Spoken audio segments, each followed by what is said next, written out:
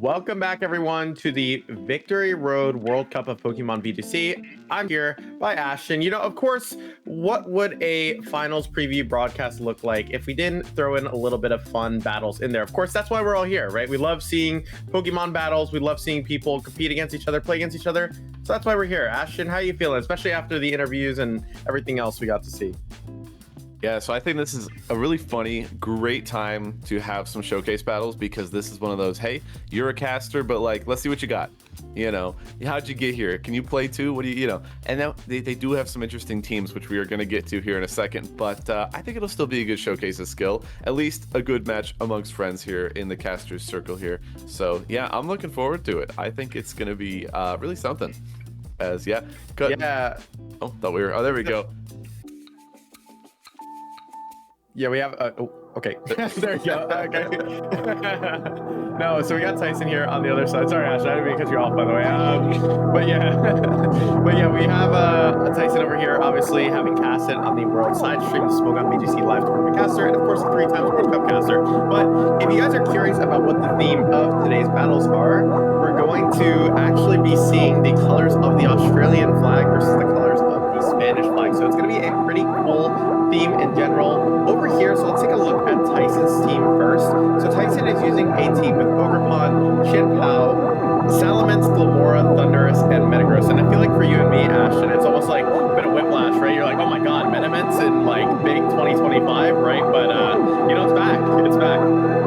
Yeah, Metaments and Thundurus. I mean, we have seen some Thundurus do well, kind of looking at one of your teams, if I must say. Worlds that 1 year. That's true, that's Thundurus, not really seeing a lot of play. I mean, but absolutely used to exist, especially back maybe more with a Mega Salamence or a Mega Metagross. But a lot of throwbacks going on here, and then kind of mixed in with that new age. Okay, Ogerpon, Shenpao for the support, more so even some attacking offense there, and then a Glamora, which interesting. This is my hot take going into this set. It's a little interesting to me to see the Terra type on that Glamora. If you've noticed, the Stellar type. Typically, I've seen in the past maybe some Earthquakes or Bulldozes activating your own Glamora, which is really, really cool. But it seems that if that were to be the case in this battle, that Glamora is probably going down. So, might not be seeing too many Self-Bulldozes unless they're going into that Metagross here, which very excited to see if that combination plays off.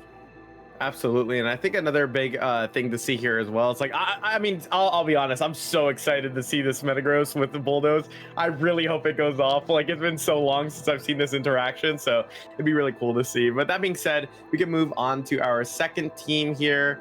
Let's actually take a look at what's representing the Spanish flag here. But we are going to see a team of Ogerpon, Latias, Incineroar, Palmo, Moltres, and Raging Bolt. Like, half of it's a standard Regulation F team if you think about it, and then the other half's like a little bit of cool, unique stuff. Yeah, one of the craziest parts about this team, obviously this match is mostly for fun, a little bit of glory mixed in, but man, some of these movesets are going above and beyond with the creativity. I mean, I saw the Palmot just looking at the 6 Pokemon in team preview, and I went, oh, okay, we're gonna have some Revival Blessing. I did not think of any of those moves except Fake Out. So Sunny Day, Super Fang, Nuzzle. I mean, don't get me wrong, they're great options here, especially as I believe Palmot outruns Jolly Max Speed Ogerpon. I could be wrong, but that Sunny Day Ivy Cudgel combo could be pretty cool, especially paired with the Raging Bolt. So somehow Palmot seeming like it might have some of the best synergy here on this team. Also, opting for that Terra Electric, those Nuzzles are gonna hit. Looking forward to that for sure. Absolutely, and I think another thing too, we have to obviously shout out Simone as well. World side stream caster as well, joining Thaison on that turn caster, Utrecht caster, and World Cup caster. So a lot of casting accolades for both of them, but it's going to be a very cool match to see. And again, you mentioned that Terra Electric Nuzzle. I guess it's going to throw out some terrifying damage here. Maybe I personally would pick Ghost, but I feel like maybe there's like a little more aura. But with that being said, let's go right into the game. Let's see how the matchup looks. Yeah, I'm actually really excited too. Yeah, it's gonna be cool. Well, let's say another interesting thing to point out is that charm on the Lottie, which might not make too much of a difference because as it seems like a really cool tech, you cannot charm that Metagross, which would actually be the huge threat right now. So it's going to be interesting to see if that Lottie can actually pull out any bits of damage or support into this Metagross here. And I think you got your wish here, Joe. We are going to be seeing that Metagross Salamence right away. Oh, it's like the classic, right? I mean, now the scary thing is here, I will say, is, does the Latias actually knock out the Sal? I mean, it looks like a pretty bulky Salamence if we're looking at the stats, right? But generally speaking, you'd actually be pretty scared of Draco Meteor knocking out Salamence. But I would assume surely Salamence can like take something with Assault Vest, right? Of course, 17 was a lower power format, but Latias isn't exactly like the #1 premier damage dealer. But we are going to see a fake out immediately go into the Salamence here. We are going to see a flinch come out here, but Salamence revealing itself to actually be faster than the Latias. So that's actually a key piece of information here. And we're going to see as well to the Iron Head going into this Latias as it sets sail. Whoa, a lot of damage coming out from that Iron Head. And I can't say I'm too surprised. Metagross is a very, very offensive Pokemon. Maybe that Covert Cloak showing that this Latias is actually a bit more offensive trained. So you may have been right that this Draco that might actually be coming out again this turn might be enough to knock out that Salamence, even with all of that defensive capabilities like the max HP that we're seeing out there and the Assault Vest. Now, it does seem like that Metagross is at least a little bit afraid of that Incineroar. I did not see whether it was a Flare Blitz or knockoff, but neither of those are going to be strong Dragon enough. Pulse. Oh my God. Under half, basically. Oh, but the knockoff. Knockoff. No policy. And that means no weakness policy. So that Salamence is just saying, "Hey, I'm gonna bulldoze you, Mr. Metagross. Here's a little bit of damage." Not really better.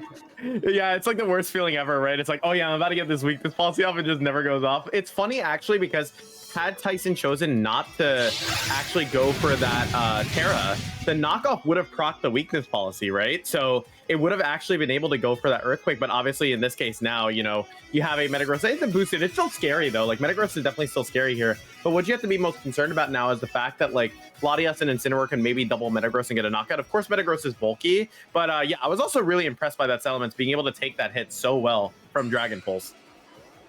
Yeah, and interesting choice about the Dragon Pulse, though. I guess they're preserving some longevity there, not really wanting to switch out. And we don't see that Revival Blessing, like I said. So maybe the idea here is just, hey, let's get some consistent damage down. Maybe 2 or 3 hits that'll be averaging a bit more than that Draco Meteor. But we're going to see a new target coming out for what is almost assuredly that Dragon Pulse. And it is that Thunderous coming out. So I just see, oh, it goes to the Metagross doing a... Ooh. Oh my God, Metagross eats that. That's actually insane, right? I mean, we're just seeing, it's almost like I actually feel like I'm being teleported back into VGC 2017. I know we keep referencing this format, right? But like, I have never seen like a match where like nothing does damage, right? And this is just a match where we're just seeing everything take like just little bits of chips switching in and out, right? So it's like so reminiscent of that. But the knockoff going into the Thunderous here, I mean, yes, you are going to be able to knock off that Covert Cloak, so Fiery Wrath can potentially flinch, but it's probably not the like biggest value you could get out of the turn. Yeah, it seems like there's just been a lot of chip damage going around. It's the best way I think I can describe that. Not a lot of knockouts being taken, but with the Moltres there, I mean, talk about a spread Pokemon in the back to clean up a lot of low HP Pokemon here, especially when we've already used that Terra, so it looks like the Fiery Wrath is going to hit everything at least neutral. Now, Thunderous does have one thing going for it. Oh, it did have one thing going for it. It did have the Covert Cloak, so it couldn't flinch, but Incineroar already trying to prep ahead for that and knocking off that Covert Cloak, so we could see a lot of flinches coming out here. I'm a little afraid. Yeah, we are going to see the Raging Bolt come in here. Obviously, one of the bigger threats on Simon's side as well. But with this Assault Vest, it is a little bit susceptible to this Eerie Impulse still. But making the choice to switch in Salamence is interesting because you are going to allow this Moltres to get up a free Nasty Plot if it so chooses. We are going to see Rain Dance comes up here. Gonna guarantee that you're going to be able to get those Wild Bolt Storms off. But the real question here is what was the lock? And we are going to see that Fiery Wrath come out here. Not actually doing as much damage as I would have anticipated. But with Tailwind expiring now, with Rain Dance up, you're actually feeling a little bit better about this position for sure. Yeah, funny little bit of synergy I didn't even think of. The Salamence having Hurricane actually really appreciates that Rain Dance being set up. Also, that Fiery Wrath doing like just under half of Thunderous's remaining HP means that even if the Moltres were able to move faster, I mean, who knows with these speed tiers that are coming out. It looks like a Wild Bolt is going to be pretty safe in this situation. I don't believe that Raging Bolt was trained extremely offensively. I think it was Assault Vest. And we're seeing the Eerie Impulse come out. So Thunderous almost certainly safe this turn. But no Terra from the Raging Bolt. So Thunderclap going into this Mence eating it like it's nothing. And we are going to see Draco Meteor actually connect here. Gets a good chunk of damage in the Raging Bolt. I mean, from a Salamence, right? I'm not expecting a lot. So that's still a good amount of damage, but still scary here. We're going to see that Nasty Plot go out from that Moltres. So not 100% out of the woods yet here. And with the Metagross at low health in the back, this Fiery Wrath Moltres is looking pretty scary right now. Yeah, that was a really good turn. Honestly, coming out from both players, like, who knew Thunderous could be so supportive into a Raging Bolt? It'd be like, hey, that Wild Bolt Storm, 4 times resist, Assault Vest. But the Eerie Impulse is making it look like that Raging Bolt has already dropped the Draco, and it is not having a lot of offensive pressure here right now. Yeah, going for that Terra Poison here, so just trying to make sure that we're going to be able to take these Wild Bolt Storms well. We are going to see, as Moltres terrestrializes here, looks a little bit less, Spanish themed, but Draco Meteor goes into Raging Bolt, does not get the knockout. Now, the question is, will Thunderous go first or will Moltres go first? We are going to see the Thunderous actually goes first here. Will there be a para? That's the big question. No para. Yeah, wow, and talk about minus however many stages that was not coming and swinging here. I feel like maybe that's showing the difference between, Draco Meteor and Dragon Pulse versus things like having the Eerie Impulse drops. I mean, stat changes can make a huge difference, especially when you're working with Pokemon you might not be so familiar with. Yeah, probably in a situation here where now you maybe need to rely on Ivy Cudgel getting a very valuable critical hit here, right? Of course, before the Incineroar switches in, you might have a hope of knocking out this Moltres. But with Incineroar switching in, it's a little bit weird. You can also choose to go for that Ivy Cudgel and Bullet Punch into the Moltres. If it is able to get that knockout, that would be a pretty big deal here. But also, there is the option of just going for Protect on Moltres and switching in Incineroar. So quite a tricky turn here that's going to be opening up. And I think Bullet Punch definitely the better of the two options here. But we are just going to see a straight up lock into Bullet Punch and Ivy Cudgel, not targeting that Moltres. So basically relying on the critical hit here onto the Moltres, unless this Moltres chooses to Protect. Yeah, Incineroar coming in, pretty obvious, pretty safe, pretty consistent. I mean, who doesn't feel great switching in Incineroar? And we do see the Protect come out. Okay, so choosing to play it a bit slower. Now, having that get the -1 on only the Ogerpon is good to take note of, because that Metagross, well, that didn't do a lot. It is not at -1. So its damage output is actually not lowered by any means. And, oh, well, that was a very quick lock. I was just going to say, maybe we'll see a Protect come out for the Metagross or the Ogerpon, but it seems like Thaison just going on the offensive here. Oh, calling the bluff. Oh, is that going to be a nasty play? I feel like it should still be an attack here from the Moltres going for that Fiery Wrath. Maybe just calling out the double Protect here, but Thaison making the aggressive play of going for that attack. I mean, and the nasty clutch. So making a huge call out, being able to get this Earthquake off on the Moltres. That's a super big deal here. Now, the real problem here, though, is that the Ogerpon won't be able to protect next turn. So you'll have to try to get a double Spiky Shield against this in Intimidate and Fake Out cycling. Wow, yeah, crazy turn. I mean, who would have called out the nasty plot, especially when that Moltres was in a pretty prime position to just be clicking Fiery Wrath and fake outing the Ogerpon, and I felt very safe there to just click that double Protect. But big play, big play coming out. But hey, Citrus Berry, that is a lot of HP to get back in this situation, especially like you said, when we can get that Ogerpon down to -2. Don't want to put any caster curses on here, but those critical hits could be a game changer here for sure. Going for that double here and choosing to go for the double Protect here. I mean, I think that might have sealed it up anyways for Simon here, but I mean, now we're going to see the Bullet Punch actually goes into the Incineroar here, getting the knockout, but really with a +4 Fiery Wrath here, looking pretty scary. I do think Ogerpon actually has the capability to survive it. Moltres isn't the strongest Pokemon ever, but that being said, Ogerpon would then need to be able to crit Ivy Cudgel, but I am underestimating Moltres just being able to get that knockout straight on Ogerpon. Yeah, what a very impressive showing from Moltres. I mean, I'm not going to lie to you, Joe. I was going to make a joke about all that chip damage and say, hey, it'd be perfect to come in right now, a Caloric Shadow. But guess what? Moltres did everything I could have wanted from a cleanup Pokemon and more in that game somehow. So, hey, move over Caloric Shadow. You got a new king here, right? Absolutely. I mean, yeah, I do think, I will say, I think Thaison might have had some better routes in certain turns, which I'm curious to see if they're followed like in the next game, which was specifically not terrestrializing the Metagross. So you actually take the knockoff and you get the boost to your weakness policy, right? Because then you're actually going to be able to like benefit off of it. But choosing to go for that Terrifier means weakness policy isn't going to get activated, right? And now your Metagross is not hitting as hard. Now, I think another interesting thing to consider as well is that now that you know the Latias is slower, right, than the Salamence, it kind of changes the dynamic quite a bit, right? If you're able to weave this Salamence maybe in the right position as Tailwind expires, you can throw a Draco Meteor into the Latias, right? You can maybe go for some damage. to really put itself ahead. But I did feel kind of like good about Thaison's lead. I just think that maybe it was about converting off of it a little bit differently. Maybe even instead of taking that, because it was Salamence, Metagross, Ogerpon, and last one was Thundurus, right? I feel like Lamora could have also been very good in the back there for sure. Yeah, I think hopefully they figured out some speed tiers and were able to just kind of figure out, okay, what are my options to actually, what are my options to actually outrun that Moltres, you know, and maybe they can pick those pieces and have different options in the back here. As we get into this next game, we see the adjustment of the Palmot. Oh my goodness. Well, all right. I feel like this is good for Salamence, right? Like Salamence is probably feeling pretty happy about this. I mean, you have access to Bulldoze and Terrafire Earthquake pretty safely here, no? Well, I do have to agree with you, but at the same time, that Nuzzle actually is going to be quite threatening, especially if we see that into the Salamence turn one. That means that that Bulldoze is not going to be activating the weakness policy beforehand, and while it may still be giving you a boost, it's going to be moving second, so the Metagross doesn't have that immediate offense you might want. Also to note, we did see that Glimmora in the back, so good adjustment here already just in that intro here.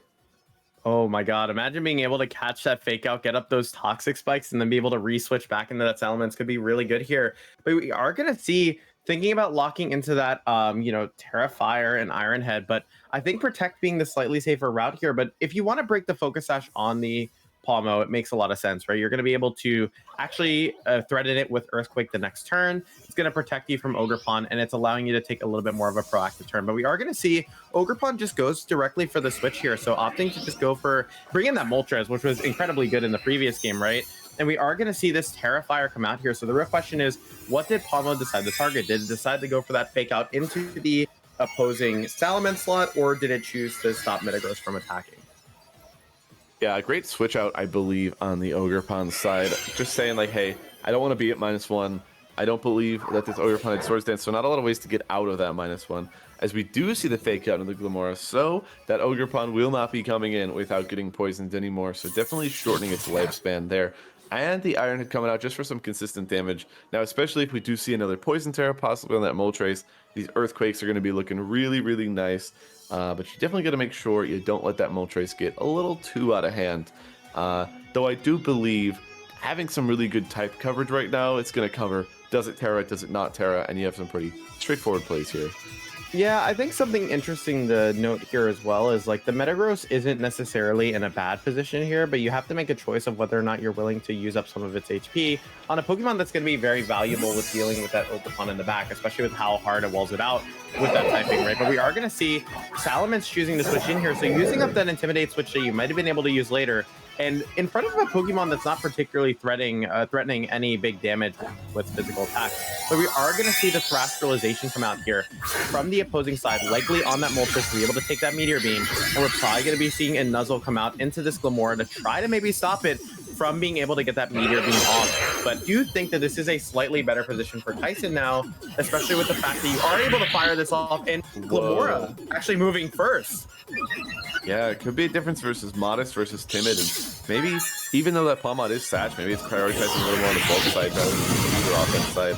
And this Meteor Beam is not going to be enough. Moltres, quite a defensive Pokemon. I got to give it again some credit here, as it does activate that +1, and does it get above half? I don't believe so. All right, barely going to miss out on the possibility of getting another proc there on its ability. Nuzzle into the Salamence though. Interesting. I mean, definitely going for the consistency, thinking, hey, maybe that Glimmora could Spiky Shield, don't want to risk any more damage on yourself. As we do see that Spiky Shield, look at that. Yeah, pretty good option, I must say. Great move. Yeah, I mean, I definitely think this is a really strong play here. You cover for the opposing Moltres, going for that Protect here, and while Nuzzle potentially go out into this Glimmora, and also being able to into this Palmo, to guarantee maybe if there is speed tier stuff going on, there's no speed ties. But I do feel like that maybe Simona chosen to make every Pokemon a bit slickier, but Salamance's not being able to move here, so you are just gonna have to take the chance that Glimmora probably was faster, right? And I think realistically here, though, you are able to put a lot of pressure on this Moltres. So overall, Glimmora probably feeling pretty good about this position. Yeah, definitely don't hate it.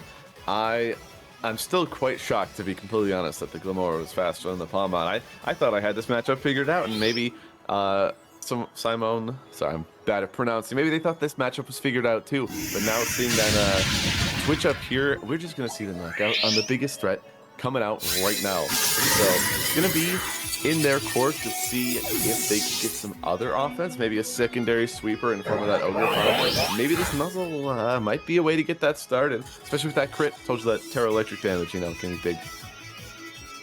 I mean, such an interesting like set, because I feel like you were saying, everything we were anticipating of like knowing about the matchup, especially with speed tiers, is just like completely inverted. But Salaman's just really taking a siesta here, just not doing anything, just kind of hanging out, right? Hopefully Salamence does get going soon, at least for Thaison's sake.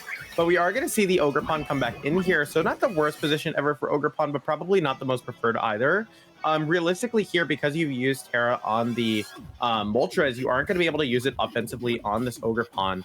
And due to the fact that realistically Ogre Pawn is kind of in an awkward spot versus both of these Pokemon, it really begs the question, what Pokemon's in the back to try and bring this back into a win?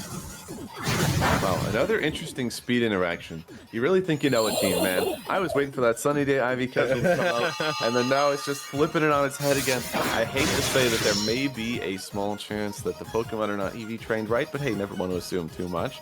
But we do see the sunny day and the Ivy Cudgel, but the Glamora is paralyzed, which means Ogre Pawn might have another turn to stick around. Yeah, I feel like it's like, you know, when you're almost in like Bizarro world and like everything is just like wrong. It's kind of like this with all the speed tiers, right? It's like breaking our brains because everything different than what you would anticipate here. But Glamora just opting for the safe spiky shield here. But Ivy Cudgel going into the Salamence, calling that out here, getting some decent chunk damage. And we're going to see the Super Fang also go into Salamence. You would have preferred that to go first almost, right? To be able to get a bit more damage. And Air Slash going into Palmo, able to finish it off. Yep, no luck coming out here in terms of the paralysis, and none needed in terms of the Air Slash, as it's enough to finish off. And the Ogre Pawn goes down just for hanging around. It had no chance of sticking around. So, very, very, a little bit cleaner, I would say. Even though we could have had some luck factors coming out at any point during the game, I feel like the game plan was just a lot smoother. Just having that Glamora and saying, hey, I think I'm faster than you. There have been some speed tiers, especially, like I said, these trainers know their teams a bit better than we do. And maybe there was enough data in that game one that Glamora was identified as faster. So really good piece, and it's going to be interesting to see if something like maybe that Raging Bolt is brought to try to sponge a couple special attacks in game 3. Absolutely here. And I think one thing to notice as well is how Thaison was playing the Salamence, playing very aggressively, not really opting to switch it in and out for that Intimidate like we might be used to. So I'm curious to see if that's going to be something that's really going to carry over into the next game, or if Thaison was playing particularly aggressive, knowing, hey, I have the advantage, I can just go for damage, and I don't want to risk getting nuzzled on the Pokemon in the back. But I definitely feel like also, too, if you can get through this next turn without revealing the Thunderous in the back, that's going to be a pretty impactful, decision here. We are going to see Flare Blitz go into that Salamence here, just valuing getting that knockout. And realistically here, the game is over, so it's really just about what information you obtain. And we are going to see the Glamora get paralyzed again. So I'd rather get all my bad, paralysis luck out of the way now than later. Oh, yeah, certainly. And I know that there's almost a chance that they could have seen that Thunderous in the back, just because the Incineroar actually is outrunning that Glamora. But Metagross saying, I don't think so. I make a better door than a window, and you will not be seeing my back Pokemon. So I do agree with you. I think that it could be some good info, though I do think it is a fair assumption that Thunderous coming to that game one and definitely being pretty impactful. I would anticipate seeing it again. I'd be pretty surprised if we do see a switch up on Tyson's side. Absolutely. And I think really going into this game 3, the question you have to ask is, how do you deal with this Glamora? The Glamora being so impactful in the game. And I really feel like Thunder is being kind of a bench warmer, right? Like Glamora just being able to carry like all of the momentum, especially with the fact that you can't Eerie Impulse the opposing Moltres is definitely really difficult, except for the fact of, if they go for a Terra Poison. So I definitely feel like there is some potential value of maybe opting to go for something like that Metamence lead again, or Glamora plus Salamence with Metagross in the back with maybe Ogre Pawn, right? Being able to maybe convert off of those Pokemon a little bit better. I think from Tyson's point of view, you need to be playing this very aggressively, not letting, Simon get up like too many nasty plots, right? I think that's like the very important part of this matchup.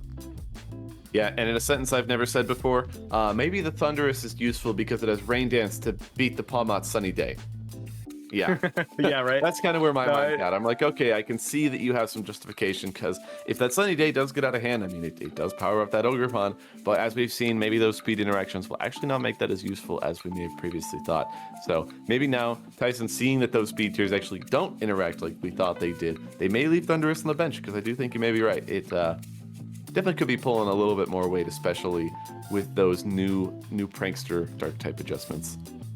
Absolutely. I think another thing too that was, again, you were talking about the speed tiers, right? That's like very interesting, by the way. Like the speed tiers we saw, like Palmo being slower than Ogerpon with Sunny Day and Super Fang, everything like that. But we're gonna have to see if trainers decide to adjust off of that. We are going to see from Simone's side here, Latias and Incineroar back on the field, you know, feeling like, okay, I was able to win with that, so I'm probably going to go in that direction again. But we are going to see an adjustment here from Thaison, so still valuing that Thundurus here, leading with Thundurus and that Salamence, which has been so impactful in this matchup. I do feel like if you're going to use Thundurus, it at least makes sense to lead it, because then you can pressure, you know, these attacks a little bit more. Yeah, this is really cool actually coming out turn one, because I feel like being able, the quicker you can get that Moltres to use its Terra, I mean, that really is the quicker that you can start clicking your Impulse into it and at least matching its nasty plots. You can at least trade 1-for-1 with that setup. And if they don't lead the Moltres, well, hey, Thunder Wave is great. Setting up that Rain Dance for those Wild Bolts, or just some raw Wild Bolts. Nothing ever went wrong with that, right? I mean, come on, what's one miss or two? I think they can afford that, especially in a very neutral start of the game here with the Lottie and the Incineroar, not putting out too much pressure. Absolutely. We're going to see the fake out come out here, and a missed opportunity because Thaison was hovering over that option to switch for Glamora would have allowed you to get up to Toxic Spikes. But not to say that's for nothing, though. Thunderwave going into the Latias here. The question is will it actually be able to move? It does get that Tailwind off. So now Incineroar likely being the fastest Pokemon on the field here. So the question is what do you do here if you're Thaison? Do you choose to just play it aggressive, just go for that damage with that Salamence? Do you choose to preserve it and switch it out into maybe Glamora to try and get those spikes up? There's a lot of different options here. I do definitely feel like Eerie Impulse and Latias makes a lot of sense. You can prevent a bunch of damage. And if Knockoff goes into Metagross, I mean, hey, it's intimidated and you'll be able to get that boost. Yeah, I was questioning that switch for a second, but actually I do like that if they were to choose to switch the Salamence into Metagross. That Knockoff not doing too much. And oh, the parting shot, that would have been a great catch too. I was just thinking about that. Yeah, exactly. Stop a parting shot with that clear body, but hey, maybe at this point we actually want this Incineroar to switch out, saying, hey, look at this. I have targeted that slot, and I want to see what you have to bring in, because I do believe the Thunder... Oh, okay, I was going to say that I think the Thunder is clicked Wild Bolt, and that would have been a great catch on the Moltres, but we do see the double up.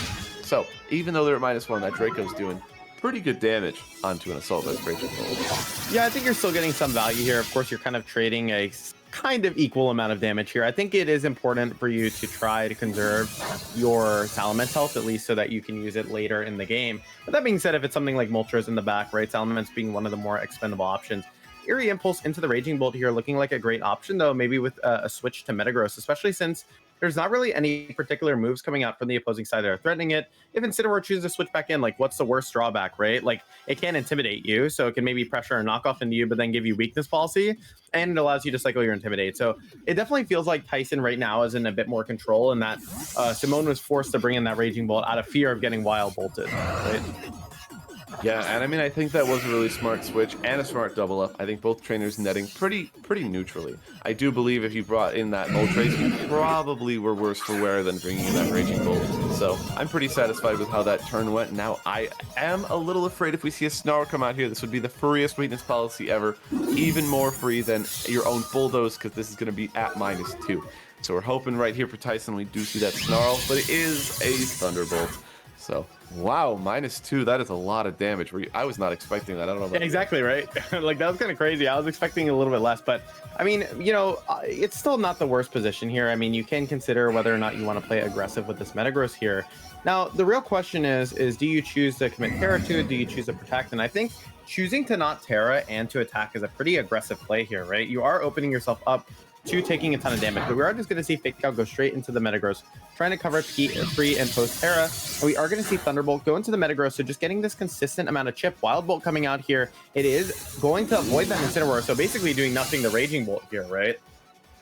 Yeah, that's an unfortunate turn for Thaison. Not saying the Raging or not saying the Wild Bolt would have done too much damage, but as good as that Earthquake is looking, there's still a little bit of ground to be made up before that Earthquake's going to be getting any knockouts. And missing Wild Bolt is not going to be the way you get that started. So even though this Thunderous is doing crazy work here, it's just not enough to let the Metagross get these attacks off yet.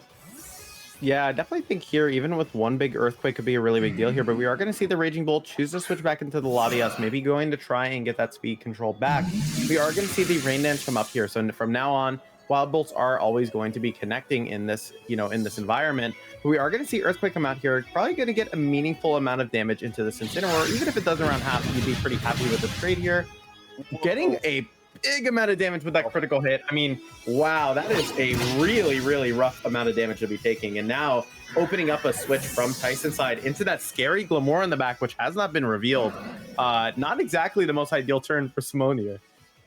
Yeah, I mean, that is not how I expected that turn to go for sure. I was pretty sure that honestly we would be seeing the Incineroar move before the Metagross, just based on how it's on a Tailwind team. But I guess more speed tiers that we're not too sure of. Incineroar moving second and taking that critical hit.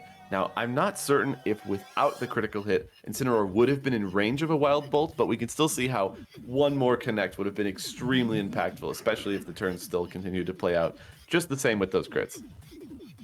Yeah, I just saw consideration of Earth Power and the Latias to maybe try and catch that Raging Bolt. I think I would just keep it simple here and probably just go for that, Meteor Beam. It's just such free damage, right? Of course, there's a chance of missing, but like, would you really want to risk it, right? I think that's like the big thing is like, if you just let this Latias get up the, status for free, it's probably not that great. We are going to see the Terrestrialization come out here. It is going to be that Latias going for that Terrestrialization into that Steel type. Now, another thing that's really important here, why Earth Power would have worked anyways, is Latias is Levitate, right? So if we go for, Earth Power, it's not really a good read here because you're not going to be able to actually, hit it, right? So I think Meteor Beam definitely being the correct line of play here. And if we see it connect and Wild Bolt connect, it is going to do quite a bit of damage anyways, even though it is resisted. You are going to see it does around half, so a good chunk of damage. And the Wild Bolt doing a good chunk here to Latias, but not getting the knockout. Yeah, very interested to see what, if anything, the Latias can get to capitalize. I mean, it does have a Psychic move. I believe it was Mist Ball. But we do see the Tailwind come out, so we are going to be essentially at neutral speed on that Lati. But trading an entire Pokemon and almost an entire Pokemon just for a Tailwind is going to be really tough to justify, especially when that Eerie Impulse can come out and basically shut down one of these Pokemon for the rest of the game. Yeah, I feel like now too, with the security that that there is no big, Terra coming out here from the Raging Bolt, you are going to be able to get a bunch of damage. We are going to see here the Earth Power is coming out into this Raging Bolt, letting it live on a sliver, but Mist Ball comes out next, so we've finally seen that speed interaction there, getting the knockout on the Glimmora, but now Wild Bolt is going to be able to claim 2 knockouts here with some big damage. So, Thunder is kind of being the MVP this match, even though it's throwing out like, lower value like Wild Bolts, being able to get a bunch of knockouts. I guess technically on the back of some other Pokemon, but Glimmora did what it had to do, right? Yeah, and I mean, to live on that Earth Power just alone is very impressive from Raging Bolt. I mean, that was +1. We cannot forget that was a super effective +1 move onto that Raging Bolt, and it lived. And if we had not set up Rain here and that Wild Bolt had missed, I mean, this could have been a totally different endgame here. Though now, with that Moltres coming in and that Salamence, almost, if not certainly, being out of range of one of those Fiery Wraths, it is going to be a very difficult endgame if that Moltres has any thoughts of winning it, because these Wild Bolts cannot miss, and there's, oh my goodness, there's a Fairy Terra. Moltres, I'm so sorry. Yeah, not to mention, like, it's like every worst nightmare for Moltres. Not only is it Fairy Terra on the Thundurus, but also it's Cobra Cloak, right? So you can't even hope to cheese it if you're faster with, like, Fiery Rest anyways, so it's just like the worst possible scenario for this Moltres here. But the Terra Fairy coming out here makes a lot of sense, and a Protect coming out for Moltres, which makes sense if you're trying to stall out that rain, so it forces Thaison to maybe have to take a turn to Rain Dance or go for those more but you are stalling out your own Tailwind as well here.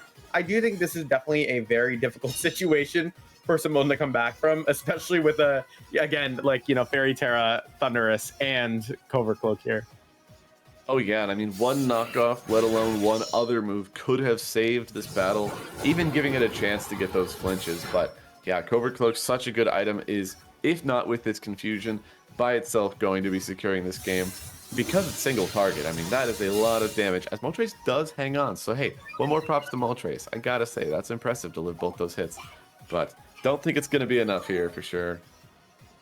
Yeah, I think another big thing here too was just I felt like the management of the Thunderous was there this game, especially being also too here. Another thing that's very important is I think being able to just go for that rain dance so you can guarantee the connect, and then just go for a hurricane because then be guaranteed to win this game here, which we are going to see actually gets locked in here. But I do think the management of the Thunderous constantly on the field being a annoying proactive threat was definitely better in this game, and I really liked how that factored into how things played out. But we are going to see Thaison is going to be able to get the knockout here with that hurricane. Salamence synergizing so well with that rain dance. Yeah, I mean, I think that was really interesting. Little optimization in that end game, right? We saw as the turn played out, it went Hurricane, then Wild Bolt. So you could say, okay, if anything could go wrong, it would be that my Thunderous is not faster. I mean, it could miss. It could have a lot of bad options there. So going for the Rain Dance, clicking the Hurricane, you cannot miss. I think that was just really smart on display, showing that like this is the 100% way I win this game. So just an impressive ending all around from our casters. Great to see them making some big brain plays right before these other matches. Yeah, absolutely. I think overall too, what was really interesting was we got to see a lot of those older concepts, right? I mean, how often do you really see a Thunderous being able to spam those prankster moves in a set? Or how often do you really get to see, that Metagross weakness policy, which notably never got off in the entire set, by the way. I was really excited to see the weakness policy go off, and it just never went off in the set. So that was a bit of a bummer, but the rest of it was pretty sick to see the matchup. But I was waiting. I'm like, this thing's going to get weakness policy. It's going to go so crazy, and then just never went off. Yeah, not even once. Even with, we had so many offensive threats that could definitely damage but not knock out. Like we had a knockoff, a neutral Fiery Wrath.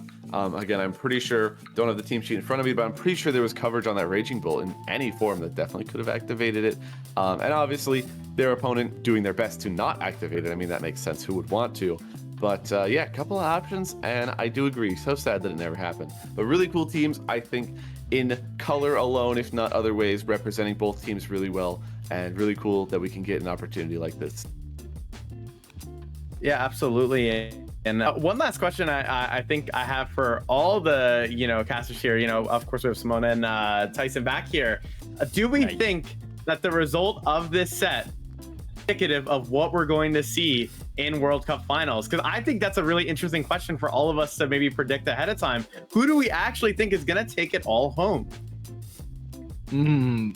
As a caster, trying to be neutral is hard at times, but I just want to say I don't think I represented Spain that well. But I honestly do believe that Spain will put up a better fight than I did, at least.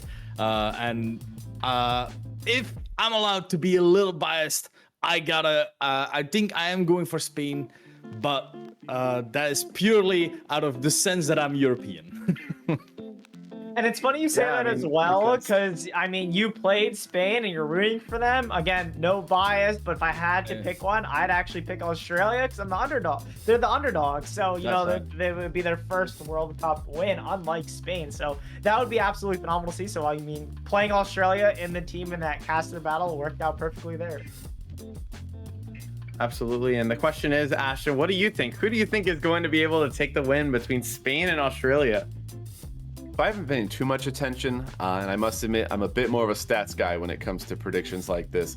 So personally, just looking at those numbers that I saw today, I'm going to have to be slightly on the side of Australia because they had just more players in that top 10, right? More players in that higher level of consistency. And I think it would be extremely impressive if Spain were to come in and knock those players down one more loss. But even at that point, those players would, like we were saying, be like 8-2, which is absolutely incredible. So I personally, just looking at the numbers, I think there were 4 Australian players in that top 10. And hey, I believe there's only 4 wins needed to win, right? Is it still 7 rounds? So that's what I'm looking at. Yeah, absolutely. You got those 4 players right there. I mean, that's going to be hard to say that even if the other 3 lose, those players are going to have to It's gonna be a But great you- match. Yeah. Like earlier For in sure. the interview, it was said that motivated to go 7-0, was it?